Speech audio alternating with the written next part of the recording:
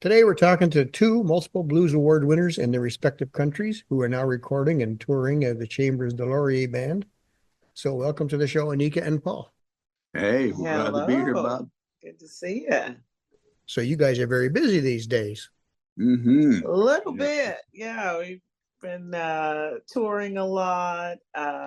It's in season for Florida, so we've been playing a lot in Florida and just getting ready, gearing up for our new music to be Got a released. big year coming ahead. Yeah. Yep, new album in the coming.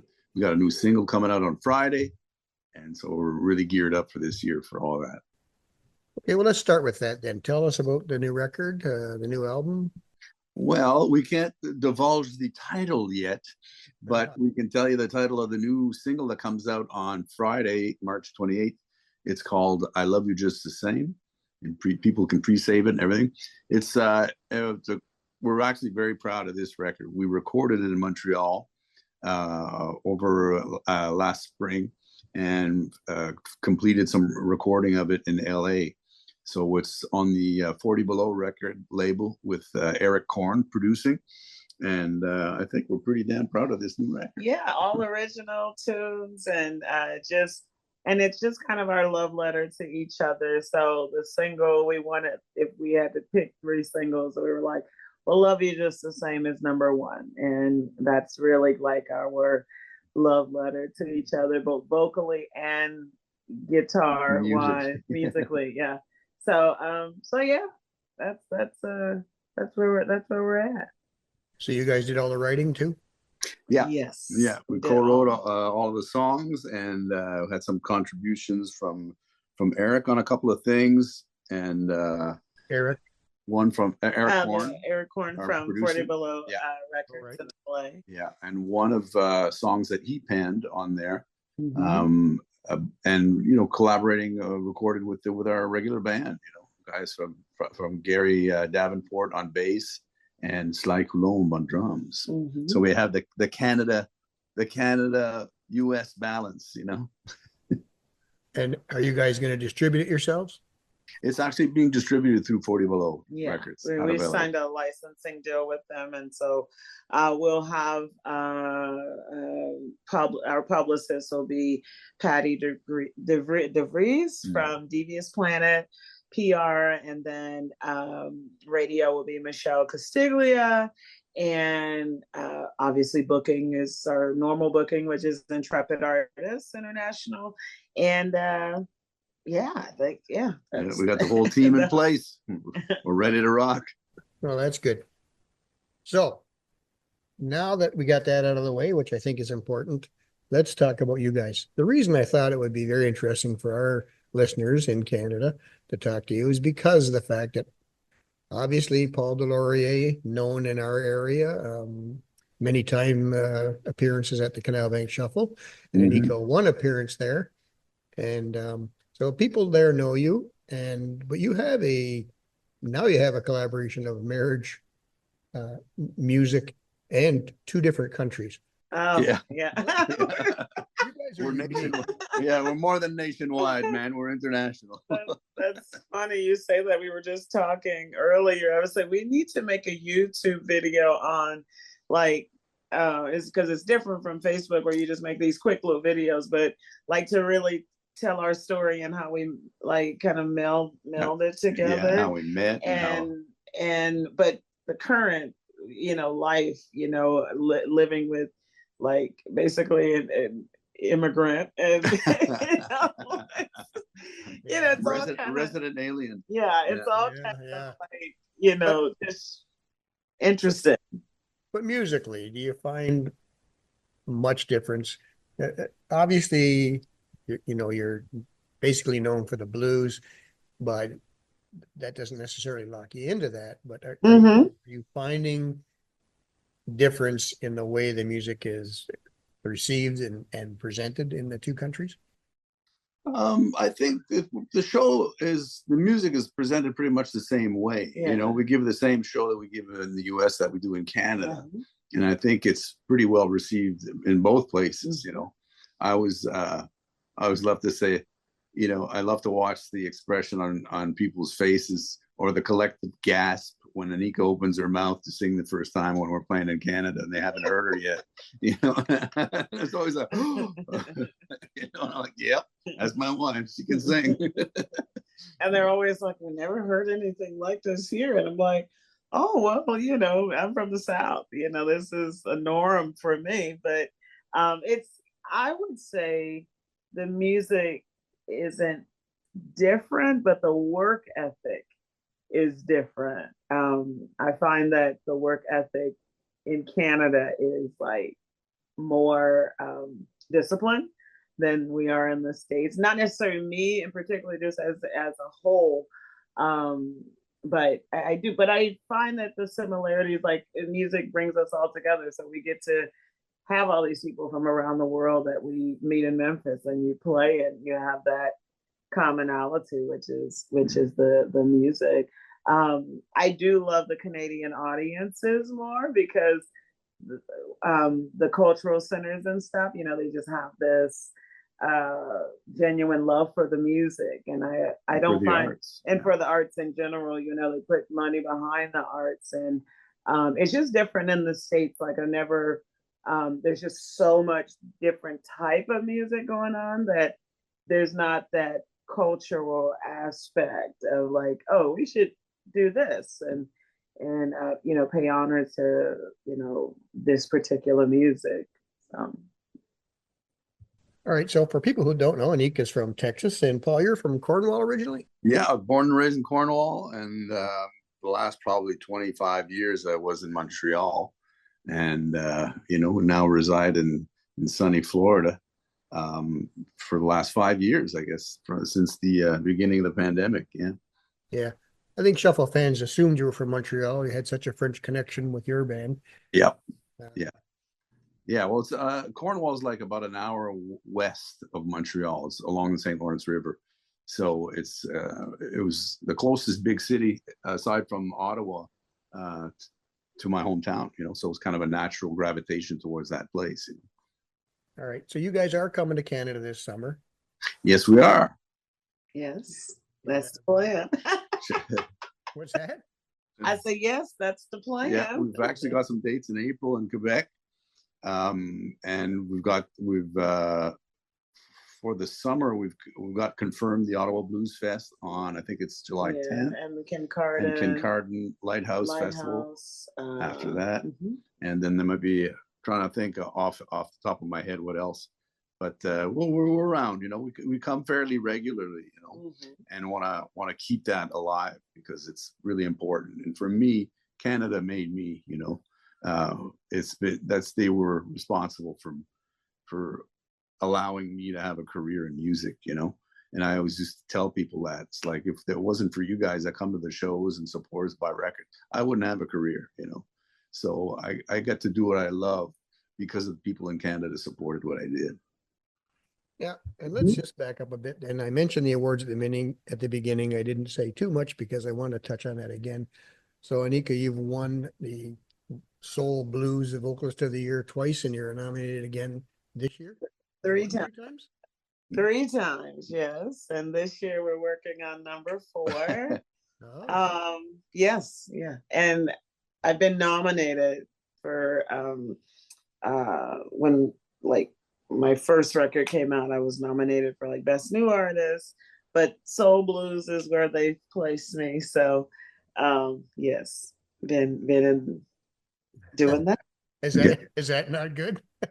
I'm actually grateful that they finally understood that I wasn't traditional blues. I was nominated for the Coco Taylor Award for a few years, and I just always felt out of place because I'd never felt like I was traditional blues. I'm definitely more of the soul blues kind of girl.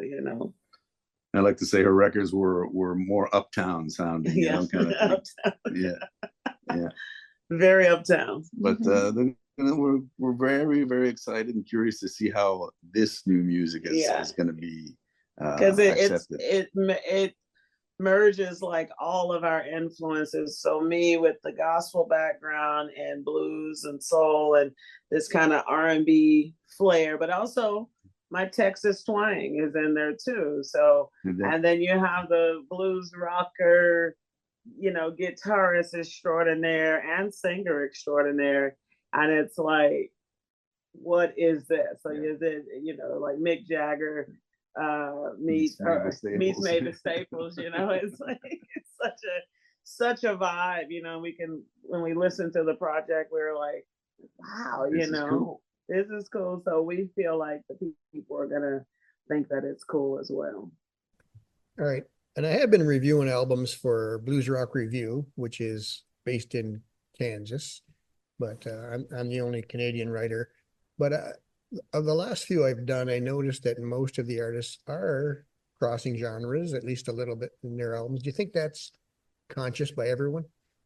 I think I can't speak for everybody else, but I know that in our case, I think we hope that to gain a wider audience than just the blues with this record, because I think it's music that I think all music, even the blues and all that, should reach a wider audience and would be accepted by a much larger swath of the population that consume music.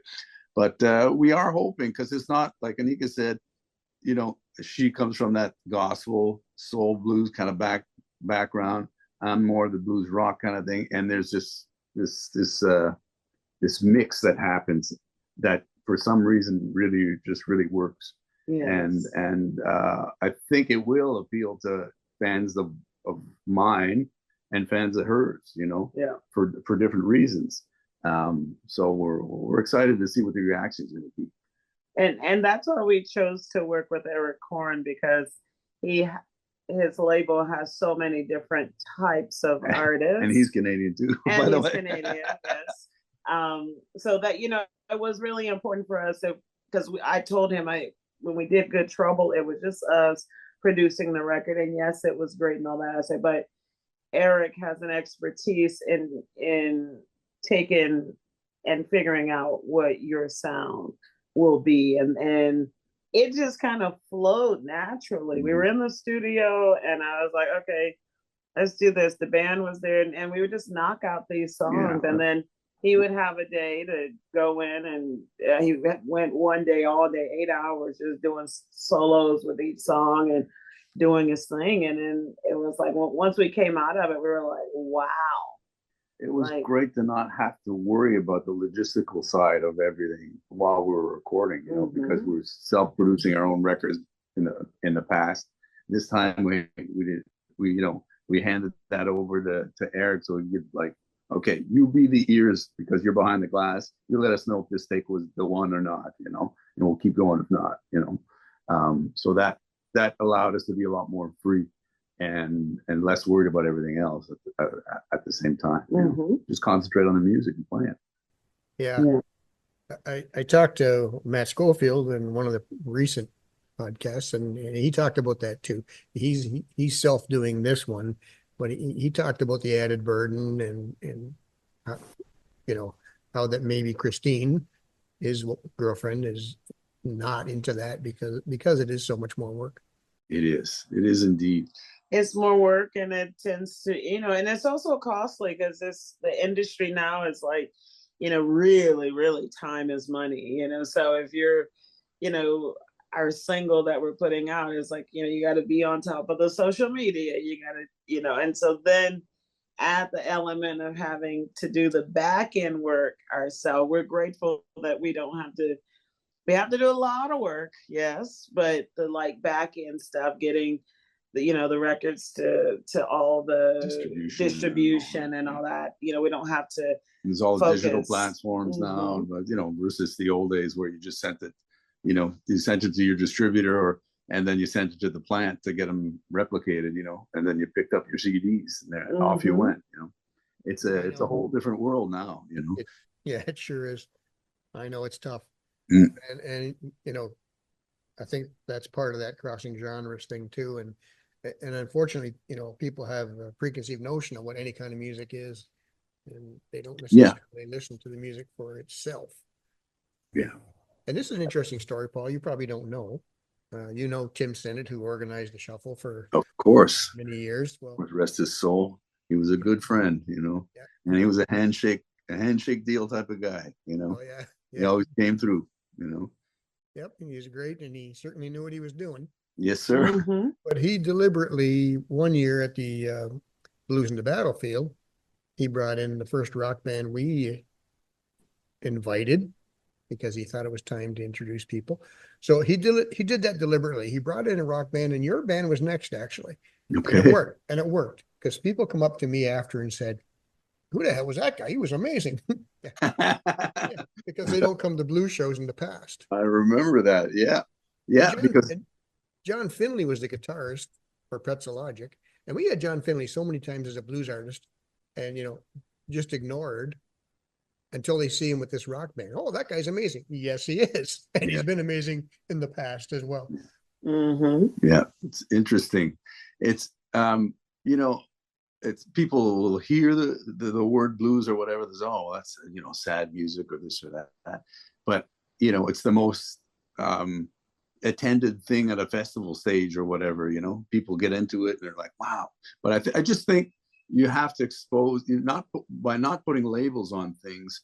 Just make them hear the music and see if that catches their ear or their heart. They don't always when I tell people I sing blues and they're like, well, aren't you a little too young to sing the blues? I said, well, the blues is not just sad music. I say just the blues is an expression of really whatever your life is for, because it's personal for us. So we express that our blues in our music, but a lot of it is happy. A lot of it is happy-go-lucky, dance, get up. But then there's the serious aspect of, a lot of it is, standing up and speaking truth to power. And then we have our love songs. And then we have, maybe there might be one sad song. I don't know. But our music is naturally like. I think it's a happy record. Every song's pretty. It has a message. Every song has a message, I would say.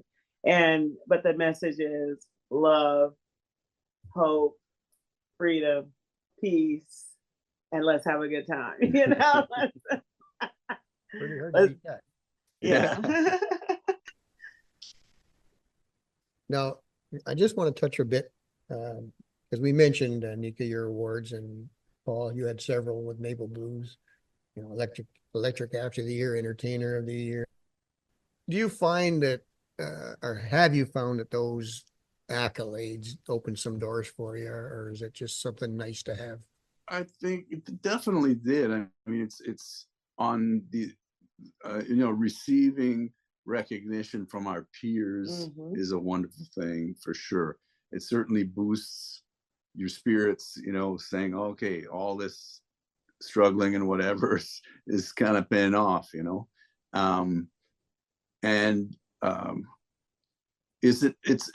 it opened to, of course it has opened doors, because first of all, your name gets out there, right?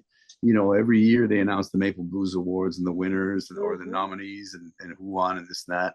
And that's a big deal because my name is up, amongst like Canadian blues royalty, and I couldn't be more proud to say, like, yeah, I was one of those people that won some of these awards, And I mean, I won Best Guitarist twice. I mean, it's like, man, how many fantastic guitar players we have in Canada, So it's very humbling at the same time. And when we competed in Memphis for the International Blues Challenge 2016, that kind of blew the doors open for us in the US. We were band out of Canada. Nobody, artists, nobody knew who we were, and took away second place over 119 bands or something. And so that was quite exciting, and it just kind of led to my continuation of a more international career. And it was it's just been a great thing. Yeah, right. And I think that was an important award because Annika, you were there. I mean, you got you've got the Blues Music Awards, and Paul had to have that one. I think that gave you both legitimacy in the States, and from a promotional standpoint, yeah, me, it is important. It's a good selling point to it looks good on the resume, Yeah. it looks good on our resume, and it looks good when people book us and they can say, oh, 3-time Blues Music Award winner, and when I think they always say like 7-time Maple Blues Award winner, like it's, and so then they say, oh, we got blues royalty, American blues royalty here, we got Canadian blues royalty, and they have merged, and like it's this big selling point, and so we're always like, when we were at with Big Easy Festival on the cruise, and people were like, there are some big name headliners there. Won't mention their name, but they're like, we're on here because we wanted to see y'all. And I'm like, really? Like us? Like we're like low on the totem pole on this fest, but it's like it also boosts our confidence too, that what we're doing and it's genuine. Like we just like love to get on stage and play music together. Like it's not a lot of work in a sense of like it flows naturally. We're not faking it. What you see is what you get. When we get on stage, we're gonna do our thing, and we're gonna get off, and we're gonna go home and love each other and get in the bed, go to sleep, and then we're gonna start again the next day. That's really our life, and we just so happen that we get to do it together. So grateful for Memphis for bringing us together. That's Memphis is our claim to fame, as we say. Right. And I think that naturalness and fun on the stage is super important for people who are actually there to listen and pay attention. To them, it is important. It takes the show to a whole new level, makes them feel good. And, unfortunately, not everyone performs that way, and not every audience member perceives it that way. But I think at the end of the day, it's almost as equal to the material that you're presenting. Well, I think it's genuine, so what you see on stage, the looks we give each other and all that, it's genuine, and people know when you're bullshitting. Excuse me, and when we engage with you, like I tell people all the time, like he'll say, well, I've seen her perform for 20 people, and I've seen her perform for 5,000 people, 10,000 people. She's always the same, and vice versa. He's always the same too. And it's like, the crowd part doesn't matter to me. It's like, you deserve the best of me. And I believe that this is a symbiotic relationship. When we get on stage, it's this transference of energy that you're giving to us, and we're giving right back to you. And it's always genuine. It's exhausting. I noticed, like, we played 2 shows back to back Saturday. 2 different festivals. Like an hour and a half away from each other.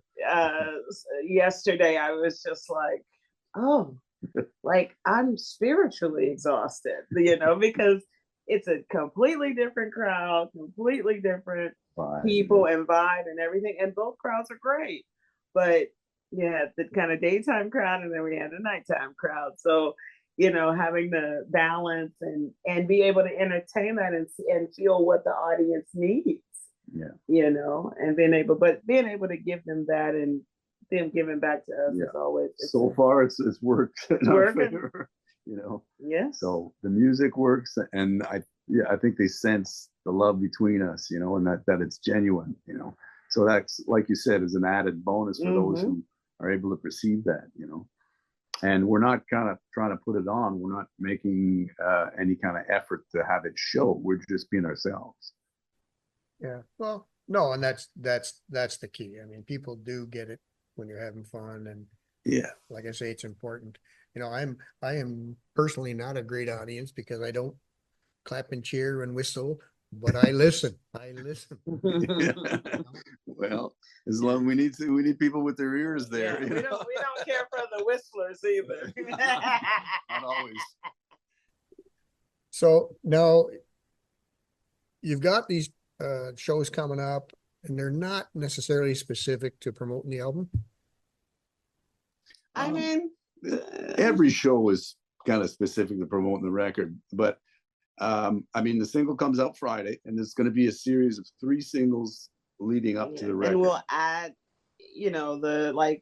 when we play our show Saturday, we'll have added, the new the new song, song in there, and in our so and we'll keep gradually building from that, and then in August when we release the project, then we'll be in full tour mode. Yeah, with playing all the new songs, and Okay. And anything Europe coming up? we are in Germany, yeah, Belgium, yeah. Let's see, back Finland, Mhm.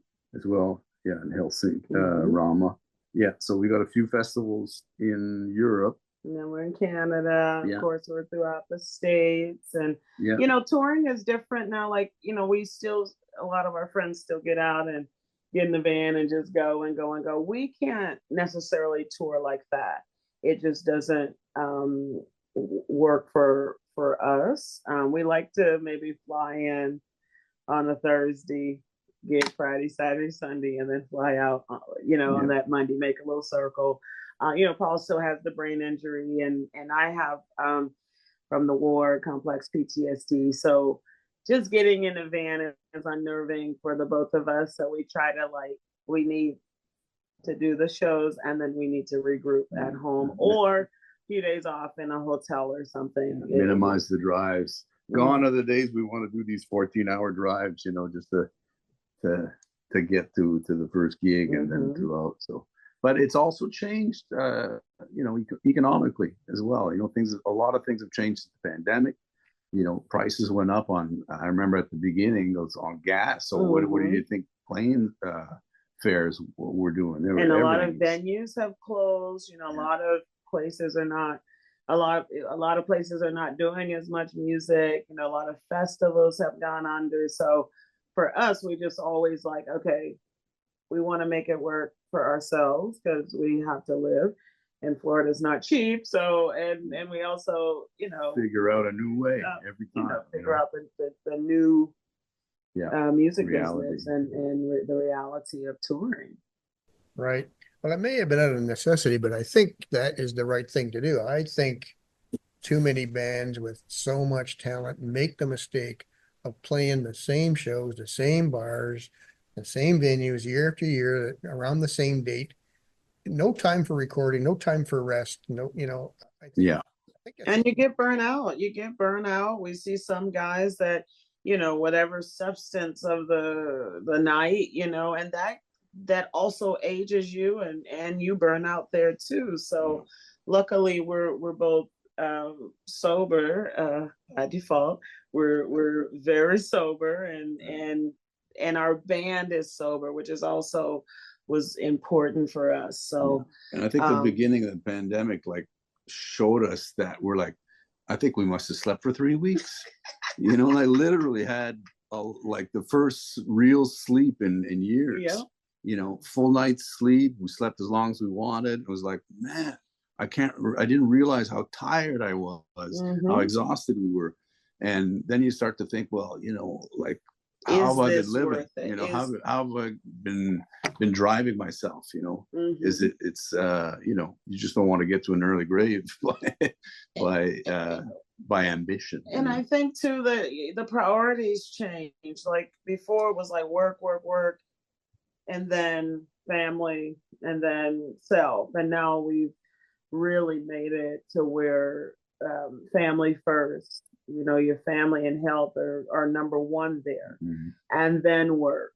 And we're signed to one of the biggest booking agencies in the world, and so they understand.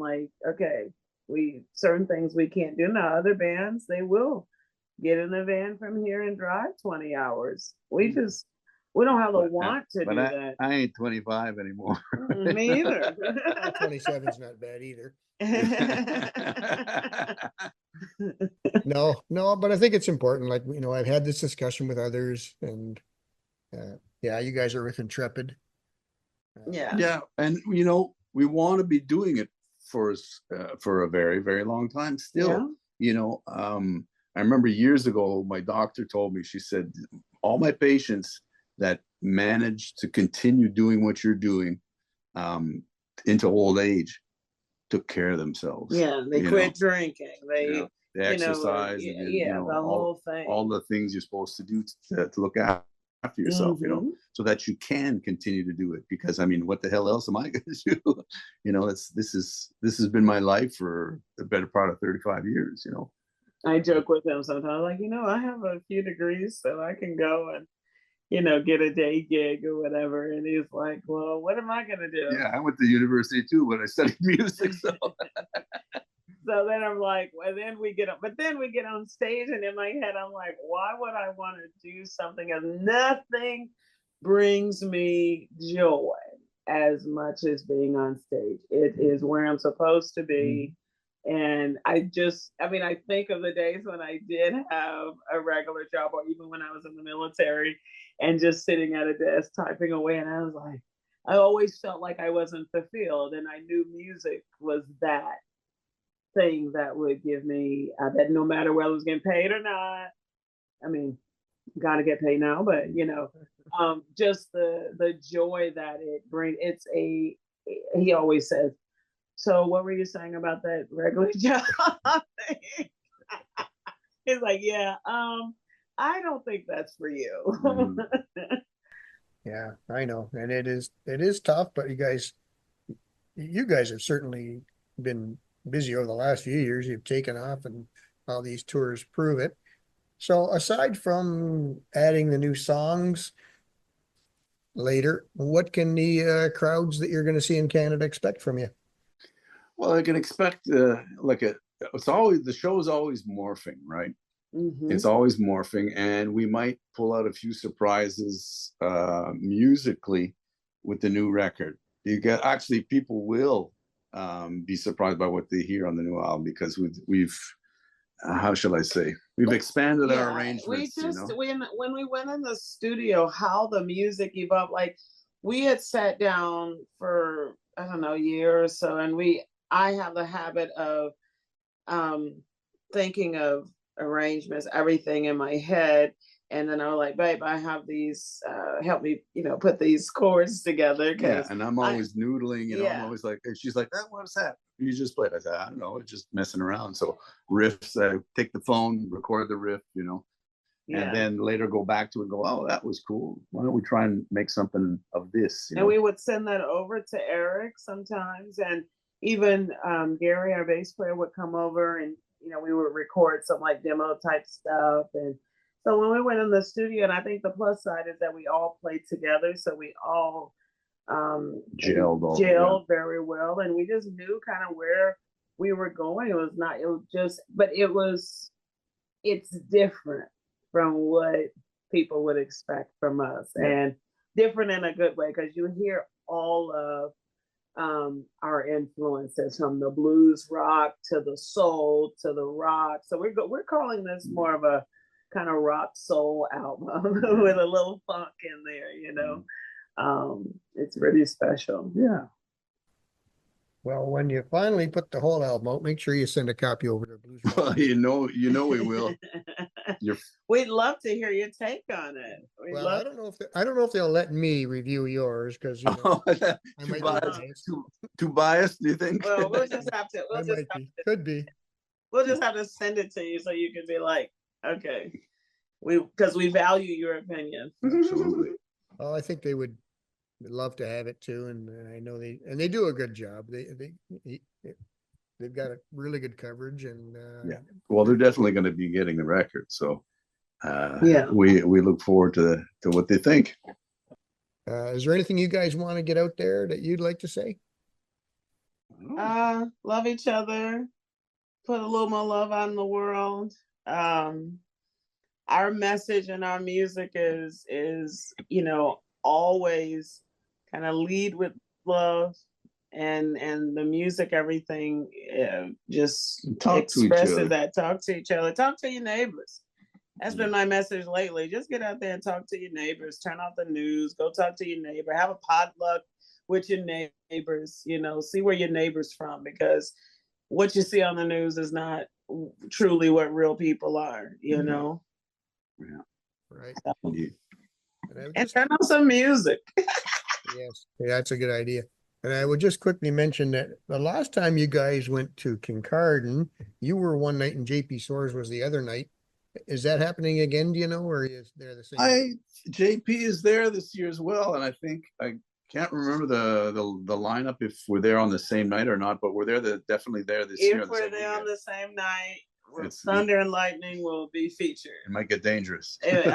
Thunder and Lightning will be featured. We have to come up with a name for me and Ann because that's my dancing buddy. So I've been lucky enough to see that last year at Crazy Uncle Mike's. yeah. Wasn't that fun? That was a big jam. Oh, we had a good time. And I think we jammed together in Thorold as well, Mm-hmm. on Blues on the Battlefield, right? Oh, yeah, without Remember? Ann. Oh, that was. Yeah, that well, JP's band was there and we were there, and we all got up together and had to make Brandon it. Santini. Yeah, Brandon was there. That's right. Yes. That was the best encore in the history of Encore, yeah. I can only imagine. It's on YouTube somewhere. Yeah. Oh, must be. Yeah. Brenda's one of my favorite people and favorite harmonica Mhm. players. We had fun. Love his approach. It is available on the Canal Bank Shuffle YouTube page if you ever want to check it Okay. out. Okay. I will pull it up. All right. So I will let you go, and I just want to thank you for doing this and wish you all the best. We You're thank very you, welcome. Bob. It was a Thank pleasure. you. All right. Well, Yes. take care, and hopefully we'll see you up in Canada. Yeah. Yeah. Looking forward to it. All right. All right. Okay. care. You too. Yeah. Bye. Bye. Bye-bye.